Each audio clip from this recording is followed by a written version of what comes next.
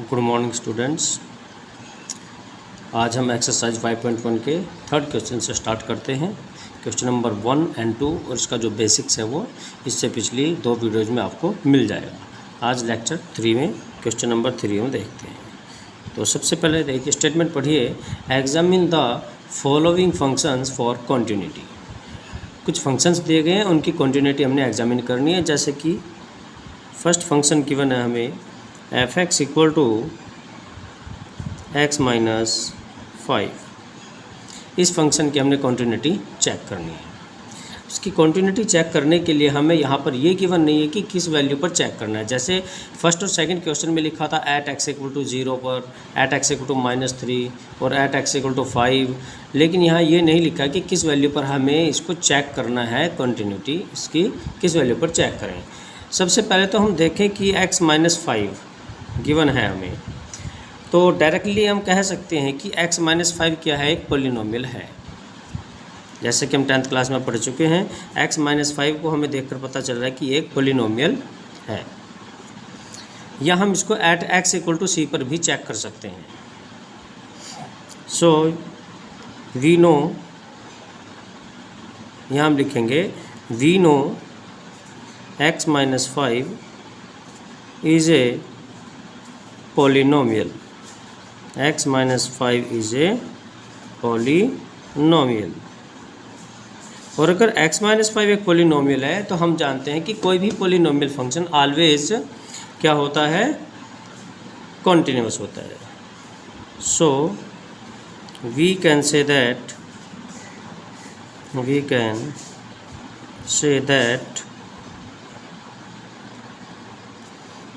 f of x equal to x minus 5 is continuous.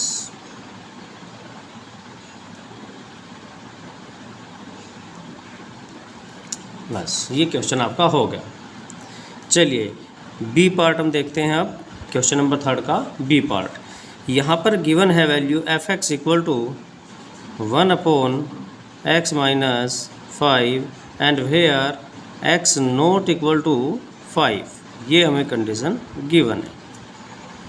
देखिए यहाँ पर अगर हम x की वैल्यू डायरेक्टली 5 पुट करें तो 5 माइनस 5 0 और ये बन जाएगा 1/0। और आप पहले से जानते हैं कि जब नीचे डिवाइड में 0 आ जाता है तो ये 0 नहीं बल्कि इन्फिनिटी हो जाता है, यानी कि नॉट डिफाइंड होता है। तो हम क्या कहेंगे, at x equal to 5, x equal to 5 पर एफ एक्स जो फंक्शन है F X is not defined. कैसा है, नॉट डिफाइंड है। चलो कोई बात नहीं, अगर x इक्वल टू 5 पर ही नॉट डिफाइंड है तब हम क्या करेंगे, 5 को छोड़कर बाकी रियल नंबर में से कोई भी वैल्यू उठा करके इसको चेक कर सकते हैं कि कंटिन्यूअस है या नहीं है। अब रियल नंबर में इतनी सारी वैल्यूज है, किस किस को चेक करेंगे, इसलिए हम क्या कर लेते हैं कि उन रियल वैल्यूज़ में से कोई एक एलिमेंट c मान लेते हैं। Let c belongs to r और c के ऊपर हम इस वैल्यू को चेक करेंगे फंक्शन को कंटिन्यूअस है या नहीं है। f ऑफ c x के प्लेस पर यूज कर रहे हैं 1/c माइनस 5। ये आप देखकर खुद ही समझ सकते हैं कि c एक रियल वैल्यू है कोई भी। जब हम उसमें से 5 माइनस करेंगे कुछ डिफरेंट वैल्यू मिलेगी 0 को छोड़कर, और जो भी हमें मिलने वाला है वो एक रियल वैल्यू मिलने वाली है जिसे हम कह सकते हैं कि वो एग्जिस्ट है। और अगर वो एग्जिस्ट होगी तब हम क्या कहेंगे कि ये जो फंक्शन है कॉन्टिन्यूअस है, लेकिन ऑल रियल नंबर पर सिर्फ किसको छोड़कर, 5 को छोड़कर, क्योंकि 5 पर तो नॉट डिफाइंड हो गया ना। तो हम इसका आंसर कैसे लिखेंगे, therefore F X is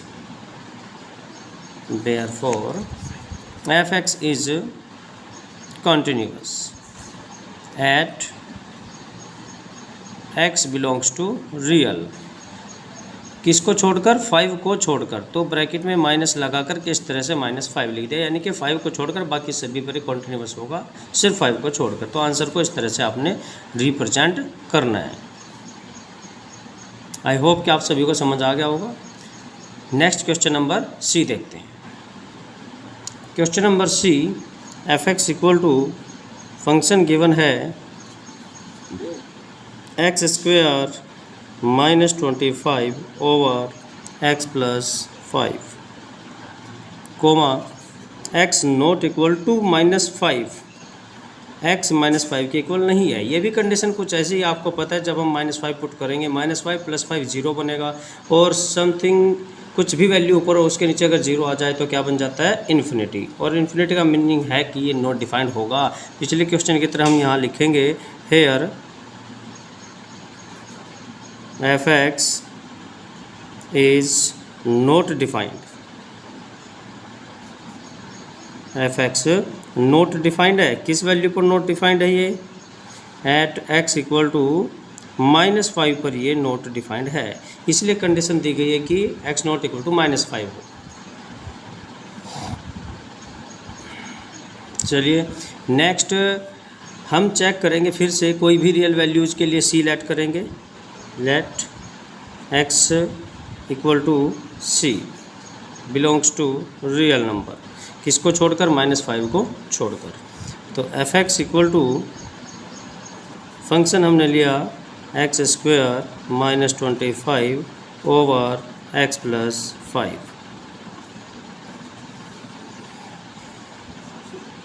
taking limit on both side x approaches to c, क्योंकि हम सी पर इसको चेक करेंगे। Limit x approaches to c, फिर limit x approaches to c, x square 5 को हम लिख सकते हैं, 25 को हम 5 का स्क्वायर लिख सकते हैं, और ओवर एक्स प्लस 5। और जैसा कि आप सभी जानते हैं कि ए स्क्वायर माइनस बी स्क्वायर का जो फॉर्मूला होता है वो क्या होता है, एक्स स्क्वायर माइनस 5 के स्क्वायर को अगर हम ओपन करते हैं तो एक्स माइनस 5 एक्स प्लस 5, और डिवाइड में भी क्या है एक्स प्लस 5, तो ये दोनों ब्रैकेट हो जाएंगे कैंसिल। उनके कैंसिल होते वैल्यू अगर सी अप्लाई करें तो सी -5 जो कि एग्जिस्ट वैल्यू है, एक ना एक रियल वैल्यू हमें मिलने वाली है। और अगर ये एग्जिस्ट है तब हम क्या कह सकते हैं कि फंक्शन क्या है, कॉन्टीन्यूअस है। Yes F X is continuous at X equal to C where C belongs to real number except -5, -5 को छोड़कर सभी रियल नंबर पर ये कॉन्टीन्यूअस है। इस तरह से ये भी आंसर हमने निकाल लिया है। चलिए नेक्स्ट क्वेश्चन नंबर देखते हैं 4। क्वेश्चन नंबर 4 की स्टेटमेंट है, prove that the function f(x) equal to x raised to the power n is continuous at x equal to n। x equal to n पर हमें चेक करना है function को continuous है या नहीं है, where n is a positive integer। f(x) equal to x raised to the power n at x equal to n पर हमको चेक करना है। तो जो कंडीशन हमने फर्स्ट वीडियो में आपको बताई थी कि कंटिन्यूटी चेक करने के लिए सबसे पहले ए पार्ट हमें करना पड़ेगा directly at X equal to N पर, और जब हम इसे यूज करेंगे तो F of N equal to N raise to the power N, जो कि एक एग्जिस्ट वैल्यू है और डेफिनेट है। इसका मतलब ये एग्जिस्ट है, तो बी पार्ट हम करते हैं, जिसके लिए आपको बताया गया था फंक्शन लिखने के बाद दोनों तरफ लिमिट लगाते हैं, taking limit on both side and x approaches to n and here also x approaches to n।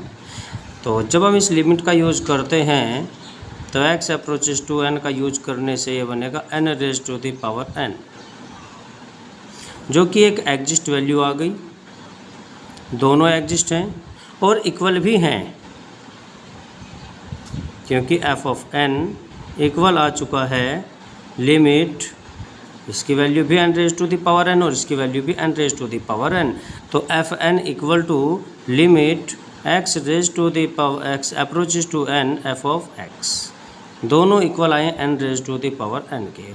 इसका अर्थ ये हुआ कि फंक्शन एफ एक्स कॉन्टीन्यूअस है, एफ एक्स इज कॉन्टीन्यूअस।